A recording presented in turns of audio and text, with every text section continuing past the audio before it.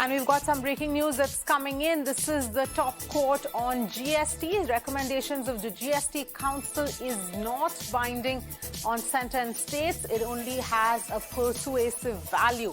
Parliament and state legislators possess equal powers to legislate on GST. It is for the GST Council to advise suitably. Those are the details here coming in. This is the latest as far as the Supreme Court judgment on GST is concerned, very categorically saying that the GST Council recommendations is not isn't binding on the centre and states. It only has a persuasive value. Those are the details coming in at this point in time. This is the latest coming in as far as what the Supreme Court is saying, that the Parliament and state legislatures possess equal powers to legislate on GST.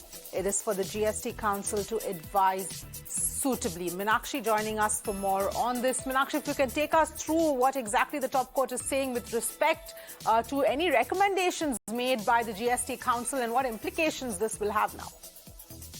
Well, yes, Avni, you see, this is an important groundbreaking ruling from the Supreme Court, which is laying out the contours of the central government and the state government's powers, or the extent of their powers to legislate on GST. And the Supreme Court, Honorable Justice D.Y. Chandrachud-led bench, has just noted as to how central government and state governments have simultaneous powers to legislate on GST. So this is a ruling of significant import coming from the Supreme Court, where today the Supreme Court is saying and stating and ruling that the central government and the states have simultaneous powers to legislate on the goods and service tax, which is the GST.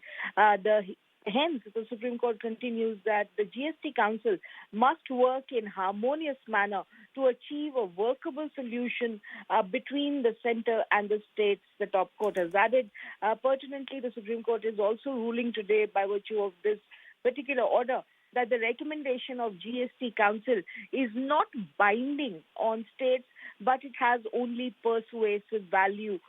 We are bringing to our viewers the operative part of the ruling, where the Supreme Court has said, and I quote, states and centre can equally legislate on matters of GST. All recommendation of GST Council is not binding on state legislature, unquote. So this is what this ruling is about. The Article 246A, as per that article, both Parliament and state legislatures have equal power to legislate on matters of taxation. That is what has weighed on the Supreme Court's mind. And remember, this is a very crucial tax, the goods and services tax.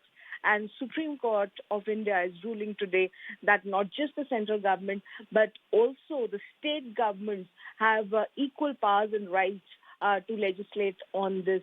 And this is something which is at the root of federalism, basically. In India, the Supreme Court is relying upon Article 264A of the Constitution to say as to how the state legislatures also have equal powers to legislate on matters pertaining to taxation.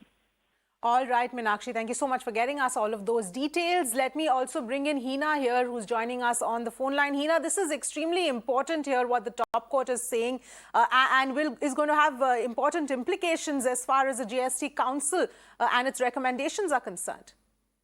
Well, that's right, because, this order by Supreme Court is going to change how GST Council really functions today, because as per Supreme Court, the recommendation of GST Council have only persuasive value, and it's not binding on states or union or the centre. Now, we'll have to wait and watch how the states are going to react to this kind of a judgment of the Supreme Court. What are going to be the implications henceforth as far as GST Council is concerned? Because so far, ever since GST Council has been made,